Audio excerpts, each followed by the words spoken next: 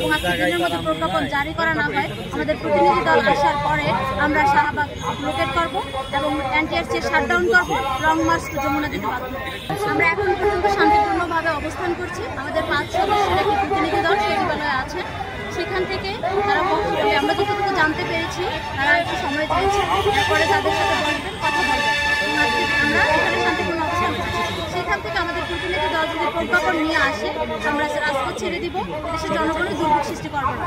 যদি আমাদের প্রতিনিধিদের বলা হয় যে আবারও যদি আমাদেরকে কালক্ষেপণ করার জন্য আশ্বস্ত করা হয় এবং আজকের দিনের মতো প্রজ্ঞাপন জারি করা না হয় আমাদের প্রতিনিধি দল আসার পরে আমরা শাহবাগ ব্লকেট করব এবং এনটিআরসি শাটডাউন করব, লং মার্চ যমুনা দিতে বাধ্য। দাবিগুলো একটু বলেন।